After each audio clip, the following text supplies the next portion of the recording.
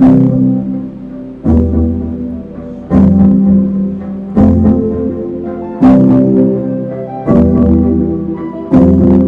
9.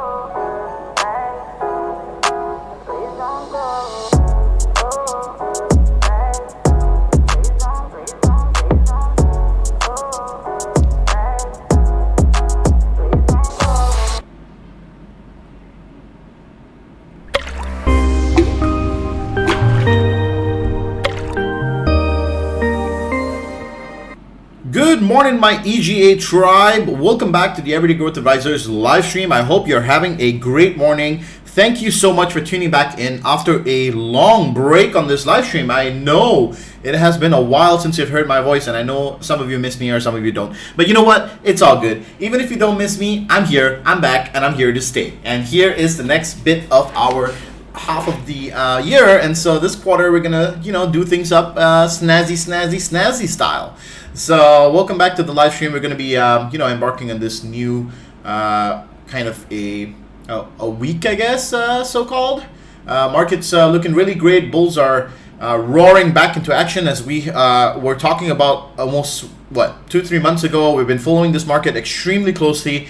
It has been extremely great run for us personally. People who have been part of the Discord community have been kind of following along. There was bouts of confusion. People were frustrated in the whole month of March. I think we had a lot of people who were confused and were trading flat. But if you would have stayed the course, you would have seen the fruits of the labor that we've been putting into the markets. And this now current in April, we're doing pretty well. We're doing pretty well as a group, and we will continue to do better as this year goes on. So everybody's making lots of money.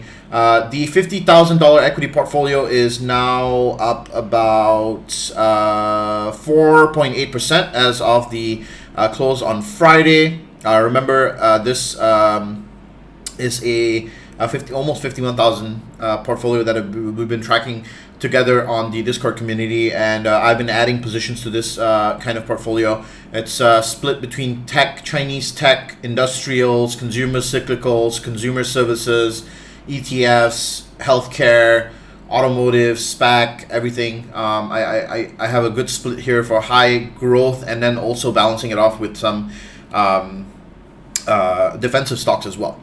So this portfolio is doing pretty nicely. We'll see further growth in this portfolio throughout the year. I'll continually update you. Today we're going to go through Sunrun. Let's get this done. Also, as this morning begins, some good news. We purchased some BABA contracts, I think, last Friday, and BABA's doing pretty good this pre-market. So we'll see if we can continue to run up. I think that this is a great time to add some more. And I have been screaming and talking about Chinese stocks for a long while, talking about how we should be looking at getting into this oversold levels on these Chinese equities, particularly with KWEB and ASHR, which are the two that I specifically like picking up at these levels. When things are red, this is when I like to pick them up, right? Not when they are green. So these will be the two things that that you should buy in this current time. So what should you be buying? As I was mentioning, is tech a good buy here? I want to say majority of the big tech are now fairly valued or overvalued. Okay, what are the fairly valued tech right now? Microsoft, Google, Facebook. These are fairly valued. Amazon, Netflix also fairly valued.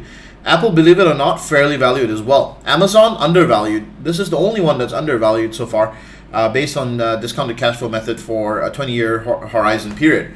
As far as that goes, I think you can make 2 and 2 that this company is still worth more than what people are trading it at, and so long run, Amazon's still a great buy.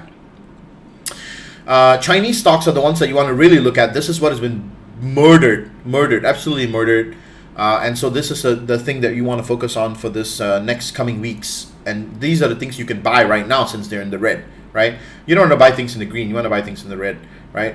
Stick away from SPACs for the time being, as the inflation and interest rates start to plateau here. But more on that on a separate thing. Let's kind of look at the news here and see what's going on here. Stocks retreat after S&P 500 retreat record. Yield steady. Okay. Low efficacy of Chinese shots fuels concern about global rollout. Bitcoin nearest record before largest crypto exchange listing. And to be financial holding firm in overhaul forced by Chinese. Okay. Porsche back EV maker. Walmart to build massive India warehouse with billionaire Adani. Okay. Is Walmart up on that news? No. Walmart has been on a nice little uptrend. We were expecting a pullback and then another rally to the upside, so we got the pullback that we wanted. I averaged in on my position. We had some Walmart longer term contracts for May, and we did average in last Friday, I believe, or Thursday. Okay, Singapore dealer prepares the wallet for tons of silver. All right, let's see what's on the Wall Street Journal. So Bloomberg news, not really that bullish or bearish. Jack Ma's Ant Group bows to Beijing with company overhaul. Okay, so the worst is over, right? The worst is over. Now, this is what the market is pricing in. This is why Baba is rallying, because now investors know the worst is over. It can't go worse than this, right? So that's why the stock is rallying. You need to understand why things happen, right? Their investors were pricing in a potential something else, something. That's why the stock was selling off. Now that something turned out to be a $2 billion fine, a $2.8 billion fine, and then on top of that, some restructuring in the business, and now the stock is up 6% pre-market, right? And this is a stock that has been long oversold. So we're looking at this to hopefully make a recovery to the upside. I personally am bullish on Baba, and I think that it's worth far more than what it is right now. I think it's worth at least $300 somewhere up here. This is a great business to own long run, right? Credit Suisse faces tough choices on investment bank. Okay, Huawei. Okay, raw materials prices have surged. Corporate profits are likely next. Okay, EV startup Faraday rode back from ring run through a SPAC. Default lows. Okay, great. Defaults low fall again. Aiding rally low. Okay, cool. So there's a couple of things that I wanted to talk about to kind of update you guys. First of all, welcome to the stream, guys. Make sure you guys smash the like button and also subscribe if you haven't. Welcome back to the Everyday Growth Advisors live stream. We run these every Monday, Wednesday, Friday. It's a purely educational stream. I do a pre-market breakdown so that you don't have to do it, and kind of go through the important things that you need to keep track of. So that you're more well-versed in these markets. EGA has a very strong purpose in improving financial education and literacy. And so if you want to help us, help to share this with other people, that would be truly appreciated. By you just clicking the like button, it helps us tremendously. I just want to say that. When you click the like button, YouTube's algorithm allows the video to reach other people. If you don't click the like button, it doesn't do that. And so I really would truly appreciate it if you take a second out of your day to just hit the thumbs up, the like button. That's what truly helps us to get this stream reaching more people than usual, and for the EGA tribe to get bigger, so that we can help more people and give them more guidance. Okay. So nothing much on the news side. Remember, it's not bullish or bearish, very neutral news, just pretty much bullish news on Baba, and that's about it. Tesla up here about 1.4%. I think this might be a good landing zone for Tesla to start running to the upside. I have been following this stock for a while. It has been making consecutive highs here and kind of moving into this little space. So let me show you what I'm looking at. Let's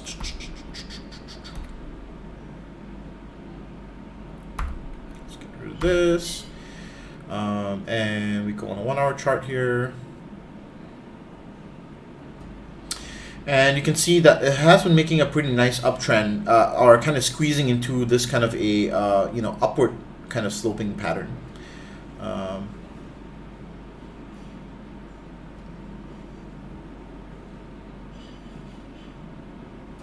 And so I think that Tesla will continue to make higher highs here and eventually break out into the 700s again into the near future. I personally like this as a prospect for day trades now. In fact, this past week we managed to scalp this quite a few times. There was a forced double bottom on Tesla as well right here, market maker manipulation right there to force a double bottom before we rally to the upside here. And I think that there is a possibility that this thing will kind of make a move to the upside after a huge sell-off that happened, through this period of time. Tesla is one of the few stocks that have not recovered the same way, and so I think that it's a good time for Tesla to make that recovery. Okay, it is up 1.45% this pre-market, so keep an eye on Tesla today. Highly possible for it to run. Apart from that, what else is trading green here? Not much else is trading green. You can see everything else is flat.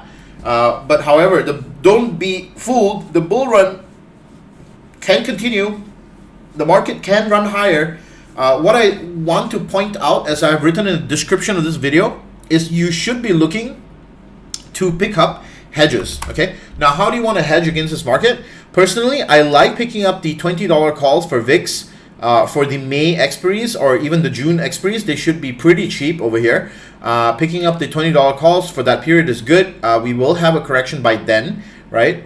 And I think holding those longer term VIX options to protect your portfolio against the downside makes complete sense, right? When the markets run up this much, right? And so looking at just, you know, how the S&P 500 is performing against the Dow Jones and the Nasdaq, right? You can see the S&P 500 was in a nice little channel, and we're actually broken out of the channel now.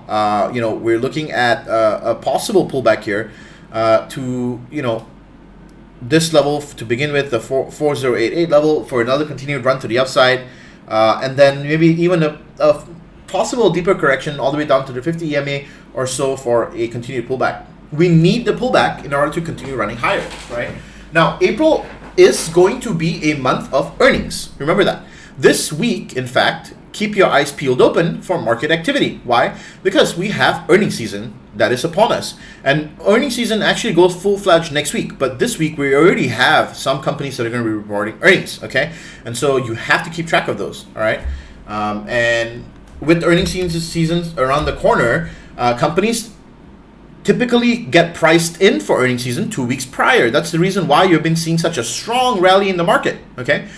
This market rally that you've been seeing has been a combination of pricing in of a multitude of different things. Earnings season has been pricing in a suppressed tech rally and a bunch of different things. Also, the Fed holding rates steady, calming markets about the interest rates, etc., etc. These are all the combinations of things. Remember, the market is like a key that is about to enter a lock, right? And I try to explain this to the people on the stream and also on our Discord community, right?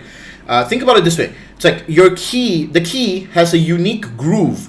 And, you know, if the lock itself doesn't have alignment with the key, then the market doesn't run. It's simple as that, right? So we need to have alignment of the key with the lock in the perfect sense. Everything has to align. The news has to align. The markets have to be calm. Everything has to be good for the markets to run up like it did last week, okay?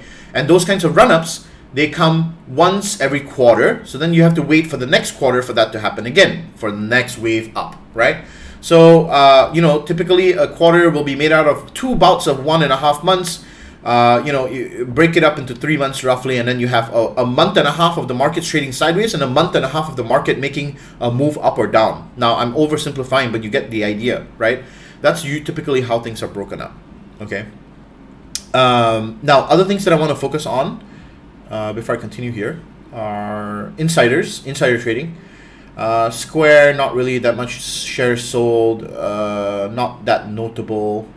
We had Moderna, General Counsel and Secretary sell 87% of his shares, but it wasn't much of a dollar amount, I want to say.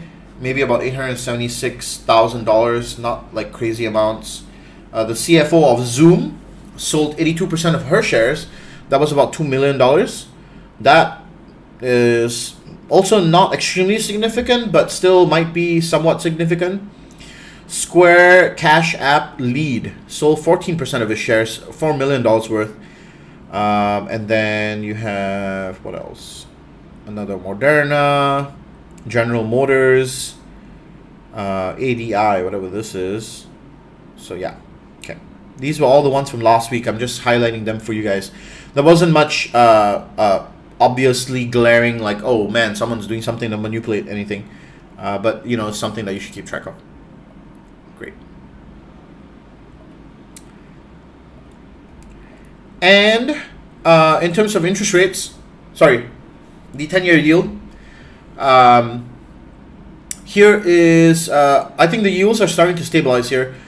We have a fluctuation between the 1.6 to the 1.7 level. Now, just an update on what I see yields going through, and I also wrote this on the description of this video, so just cover this really quickly in the next 2 minutes so that you guys understand the yield environment. And I have this chart right here to kind of show you guys. So we have an upward sloping yield curve which is the usual yield curve that we will see in an expansive economy, right? When the economy is expanding and we have inflation on the rise, we have the expectation that the market's going to creep higher and higher. The short-term rates are usually held down by the Fed, which is what the Fed is doing right now, and the longer-term rates are always going to be higher than the short-term rates, right? Which is a normal yield curve, and if we see the flattening of the yield curve, then this is usually a situation where the market's in the economy is in a crisis where investors are looking at yield on both sides to be about the same. Now, obviously, in an increase or upward sloping yield curve like this, banks are the ones that favor the most, right? Because they get to charge more for cash that is being used on hand, and the treasuries that they buy from the U.S. Federal Reserve are also going to be at a certain rate based on the federal funds rate, which is a very low rate, and they have to pass on those rates on to the consumer, and they can do so at a slightly higher level, right? But remember that at this point and then at this juncture, the rates that we're looking at for the 20 to 30 years, and you can see from the TLT, which is the aggregate bond market ETF that tracks those, we're back to last year's values. Okay, we're back to last year's values. This is the pre-coronavirus crisis, all right? And so I would argue to say that now we are back to normal. We are now back to normal values on these bonds, all right? Which is a good thing, okay? Which is a good thing. So, what do I expect to happen though with the 10-year yield is I expect the 10-year yield to creep up slowly to the 1.8, 1.9, and even the 2.0% level, okay? That is something that we will expect. I've been mentioning this for a couple of times now. Expecting the yield to creep back up to those level is nominal because that's where we were the past few years, okay? Even prior to this, okay, the bond prices were stabilized around even lower than this price, right? And now that the bond prices came up, you remember the bond market was overbought last year. Because of the coronavirus crisis, investors started to pile into bonds and they overbought these bonds. And we had an insane buy-up of bonds here because the Fed was printing money and people were scared about, whether we would make a economic recovery, and they started to put their investments into risk-free assets, right? And those assets were giving pretty good yields until people started buying it up, and then it started giving crappy yields. So now we're back to normalization. Okay, we're back to normalization, which is okay, which is cool. I think this is normal, okay? And I think that the correction here is not overdone, okay? It's not overdone. Look at how far, down we are coming back to. In fact, the 50 moving average on the TLT has been a very standard level of support for the bond market, if you look at it, right? I'm looking at monthly candles right now, going back into 2003, 2005, 2007, even the 2008 crisis, where we had a huge buy-up of bonds again. This was even a bigger buy-up. If you look at the 2008 financial crisis, this is an even bigger buy-up in 2020 for the bond market, okay? And so this correction here is very nominal, all right? Now, I know that there are a lot of naysayers on the other end talking about how inflation's going to be on the rise and bonds and this and that. Guys, as I've mentioned before, inflation is something that you have to worry about only in an environment where there is a systemic risk, right? A systemic risk. And we don't see a systemic risk. The issue with this inflation that's coming in right now, it's not a systemic inflationary pressure, which means to say we won't get hyperinflation.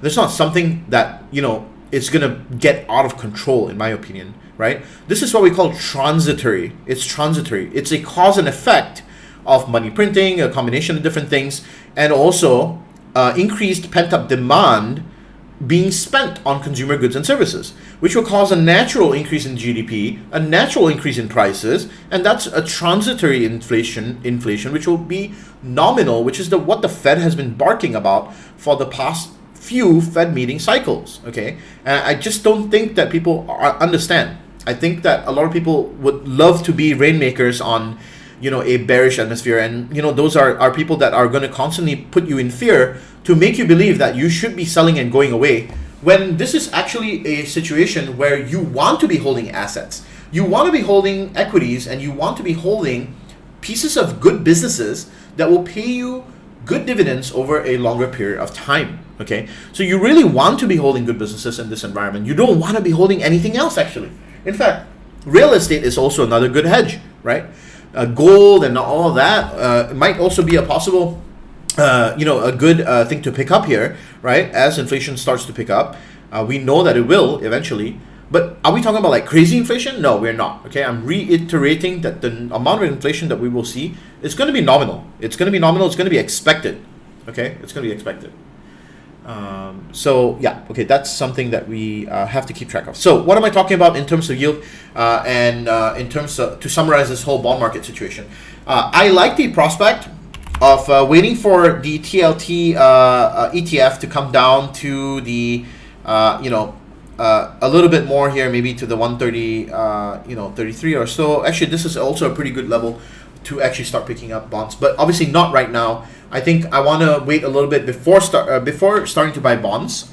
I like exposure in this the fat tail of the bond market right now because it has been so oversold, and I think when something is so oversold, this is a short-term or medium-term opportunity for you to jump in there and make some alpha, right? Why wouldn't you want to deliver additional returns to your portfolio by picking up something that will hedge your portfolio to the downside, and then also you can also pick it up as a swing, as like a swing trade, right? So I think that this is a great idea for people who are looking at exposure for the bond market. This is a great time to pick up starter positions in TLT.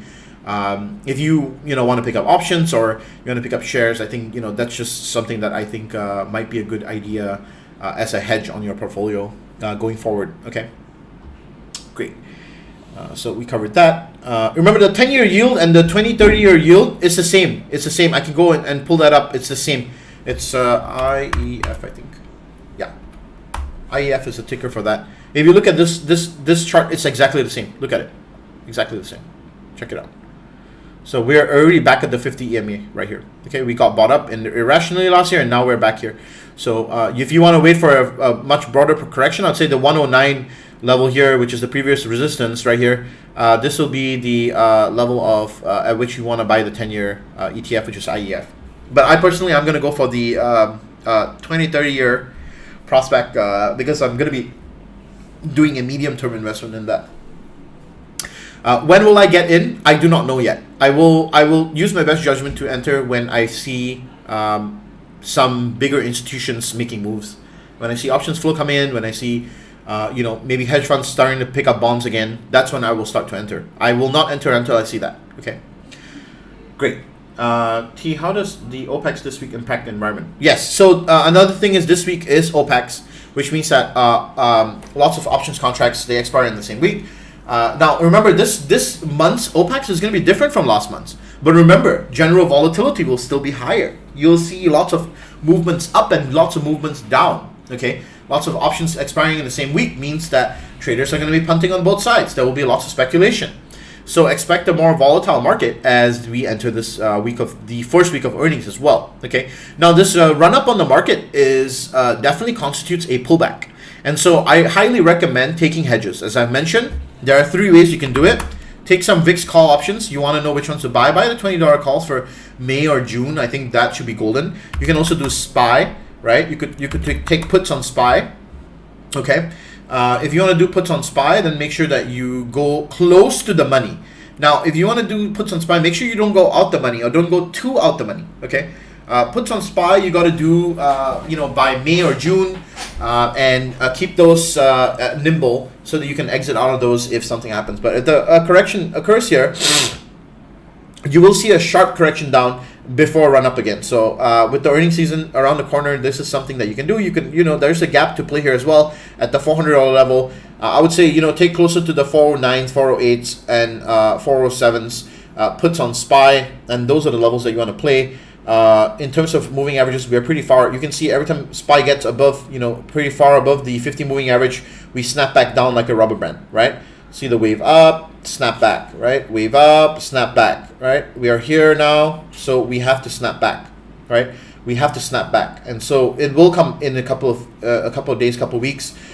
Just be patient. The corrective wave will happen. We can't have a full breathe out pattern forever, right? The correction will happen. Okay, so make sure you take longer dated hedges this time. the strategy for hedging always changes. It's never a one strategy. Or you could alternatively wait for a SPY to sell off and then start taking your hedges. That's another way you could do it, okay? It all kind of depends on what kind of a strategy you want to use to hedge. You see SPY starting to drop, then you take the hedges. That's also possible, okay? Or maybe you see it break below the key levels and then you take the hedges, all right? So it's not one method, all right? QQQ is the same thing, all right? Same thing on the Qs. On the Qs, you want to, we haven't hit that all-time high level, and the chances are, you know, we have a lot of gaps to fill on the Qs. There's an old gap right here, the 302s. There's a, you know, multiple gaps here, one more gap here, one more gap here. You know, there are lots of gaps to fill on this thing. I think that there is a high possibility that, you know, we may, you know, visit gaps in the future. But remember that QQQ as an ETF, there's lots of gaps in this thing. And so, you know, just be calm and take the hedges, as I was mentioning, closer to the money. You want it to be not too out the money. Like, don't go like, you know, 320s or something crazy like that with the puts on Qs. You want to go closer to the money so that you can make money quickly when this market reverses and goes for a corrective wave down. All right, so that's the idea there. Okay, now another thing that I want to point out is the S&P 500 dividend yield. As of March 31st, the dividend yield was at 1.45%. Okay, remember we follow these things together, and so I wanted to point it out. The dividend yield has been creeping low. So ever since October, I've been following this and kind of bringing it to your attention. The dividend yield is creeping lower, which means to say broader market performance is starting to decrease. However, I think that this quarter might be the quarter that we will start to outperform. Okay, and I think the dividend yield in April should be a little better. This is what I'm forecasting, but we can't be sure for sure. Okay, I'm just forecasting it based on my understanding of you know, what I think the markets may do. All right. Okay, great. So that kind of concludes the market breakdown here. I hope that you guys enjoyed that. Is there a ticker for the 10-year Treasury bond? Yeah, it's IEF. IEF, that's the one. It's the 7 to 10-year Treasury bond ETF. So that's the one. If you want to buy the 10-year Treasury bond, you can do this one. This is another one you can get into. All right, Toby? Okay, cool. Now, other things that I want to cover. First things first, I want to make a quick announcement. I don't know if any of you heard, but we actually made an announcement for a bundle offering that we have kind of put together here. And I want to put this out there that enrollment is now open for our beginners course and also the technical analysis course. Okay, the technical analysis course now is a 6-day course. Based on our previous class, we made some amendments to it, and so I made it the 6-day course right now. I've also gone ahead and created a bundle so that you guys can purchase this as a bundle. You get a big discount. You save almost $172 on this bundle, and you also get 1 month free access to our Discord community by buying the bundle. Okay, and the Discord access is given to you upon the completion of the beginner's course. If you want to sign up for this bundle, please go ahead to our website. I've pinned it in the chat on YouTube for you to go take advantage of this offer. Okay, this offer will only be valid, you know, for this next 1 to 2 weeks, and then it's going to go away after the beginner's course ends. Okay, just to be fair to everybody. All right. So once beginner's course starts, this offer will be gone. So you only have from now all the way till I want to say the 18th to purchase this bundle if you want to take advantage of this price offering, and you'll have lifetime access to these, where you can access these classes forever, and then also continually get newer access to the newer recordings in the future as well. Okay, there's lots of value to be derived from this, and if you want to be a part of the learning process, then take advantage of this offer right now. We have almost 1,100 alumni, and it's a great time to be alive. Okay, so that's that. In terms of news today, we have a 10-year auction note, 3-year auction, 6-month auction, 6 months, 3 months, and then the federal budget balance. Okay. What else? Pre-market movers on the S&P 500. Not really that much, to be honest. Everything's trading kind of flat, except for Tesla, which is up 1.5%. Okay, so let's do a dive into Sunrun real quick. Not going to take much of your time here, maybe less than 5 minutes here. So Sunrun as a business, actually pretty awesome, forward-looking business, which is slated to take advantage of the green wave. Okay, and by the way, guys, if you've so far enjoyed the breakdowns and this live stream and everything here, I really would appreciate if you could take a second out of your day and hit the like button or the thumbs up, because that's the way that this stream is going to reach more people. And you know, it really truly helps me out if you can do that for me. Just hit the like button very lightly. Don't abuse it. And yeah, it's the one of the few things you can help me out to do if you want to, you know, help me with the stream. Also, if you want to be a member, contributing member of the stream, you can also do so and get access to emojis, special emojis like this one and this one and this one. Yeah, if you want to get access to those, make sure you subscribe to the channel. There is a way to do it through our website. You can join being a member of this channel itself. It's like, I don't know, $2 or $3 per month. It does also go towards you know, kind of supporting this channel, this YouTube channel that I've built. And this year my focus is really going to be on the YouTube stuff, which I'm going to be really expanding on. And so you know, if you want to support the growth of this YouTube channel, become a member. Consider becoming a member. It's a very small commitment per month, and it's truly going to help us to build this into something much bigger. Okay, so going back to Sunrun here. Sunrun is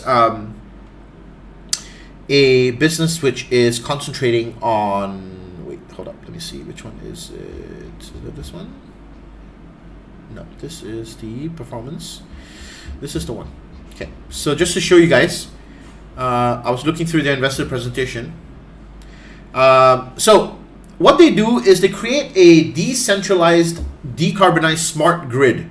Okay, Sunrun has like a virtual network where you can be a part of. Okay, and when you're a part of this network, what happens is you know, you put solar panels on the top of your roof.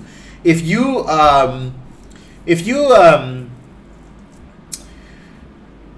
use a lot of the solar power, then you know, you draw from the grid. If you generate additional and you store it, then it gets put into the grid for other people to use, and based on that, you get kickbacks and you get opportunities to make some money as well.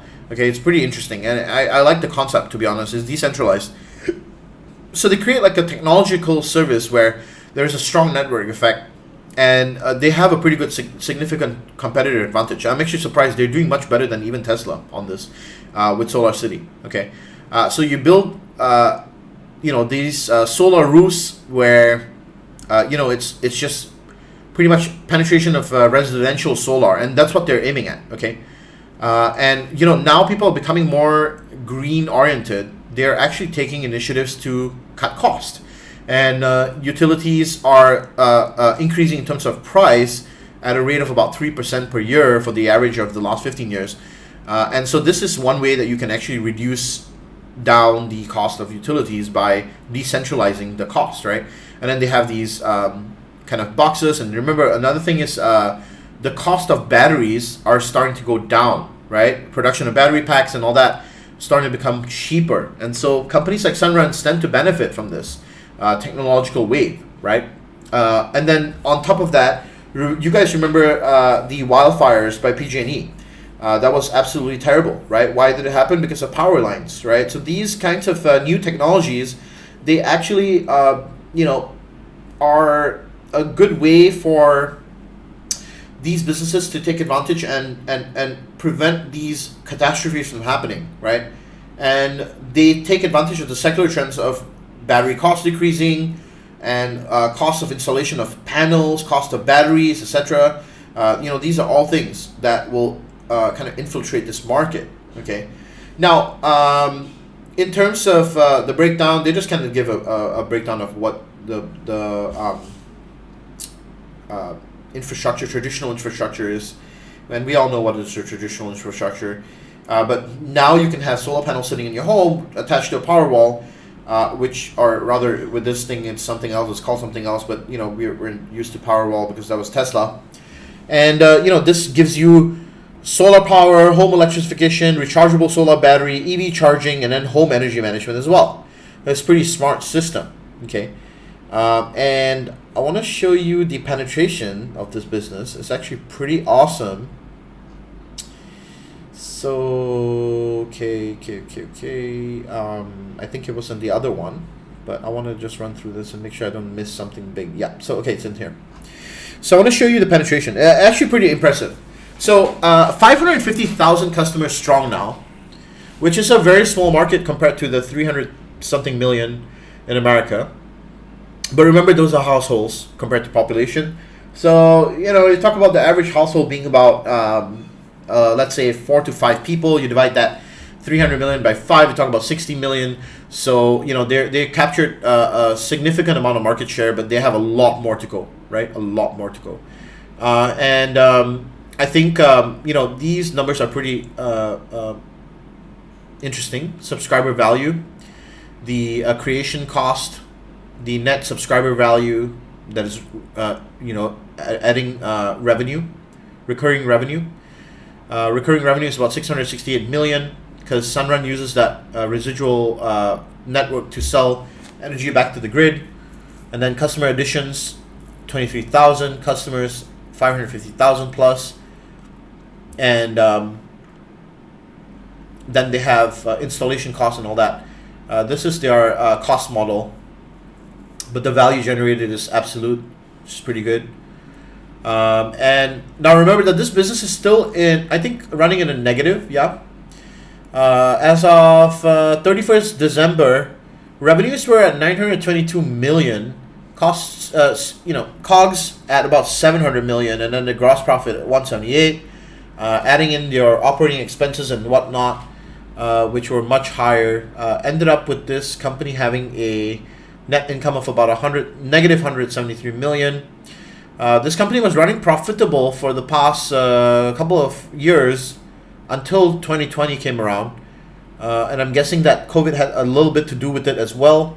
But also, if they were expanding, this is something that you got to keep in mind, right? EBITDA here, negative cash flow from operations, causing the EPS to be negative.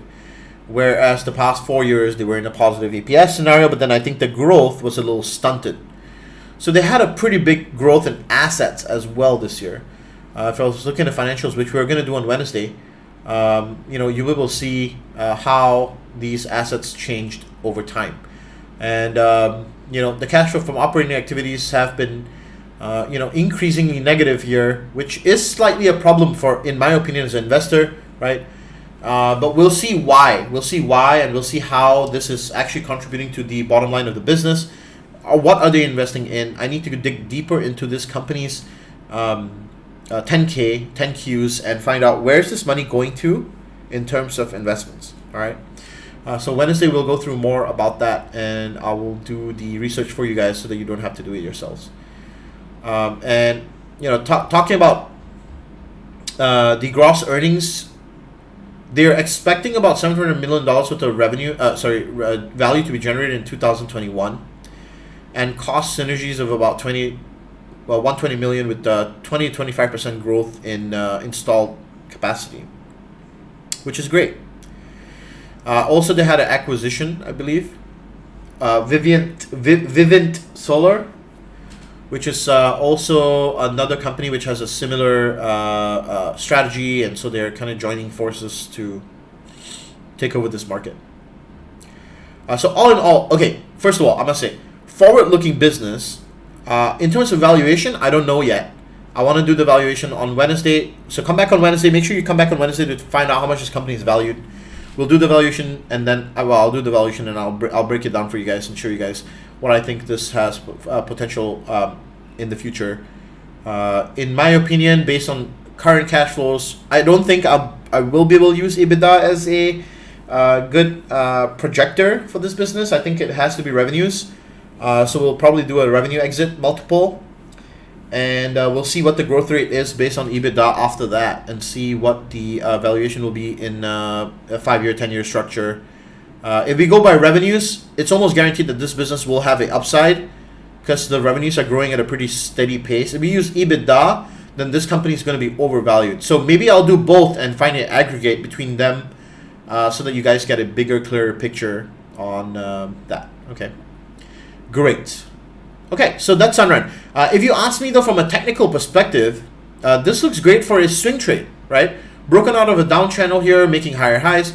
If it can make a higher high here, break above and consolidate above this demand zone here, right, above this region, then I think move to the upside at the 76 to 80s or 72 to 76 here. It's highly possible where I've drawn this target, okay? So I think move to the upside here is possible only if we can make a nice decent break above here. And we should only get that if these EV companies start moving again. Till then, I think I'm going to end the live stream right here. It's been about 40 minutes. This was a longer one than usual because I had to cover more information than usual. I hope you enjoyed it, and I'll see you guys on Wednesday again. Thank you for attending. Remember, registration's open for the courses if you want to sign up. Take advantage of it. And I'll see y'all on Wednesday for the fundamental valuation. Discord team, I'll be probably there in about less than maybe an hour. I'm going to go have dinner right now. A little bit of a late dinner today. Yeah, I'll see you guys on the Discord. Thank you very much for attending, and I will see y'all Wednesday. Take care, guys. Love y'all, and peace. Thanks for attending the live stream. Bye.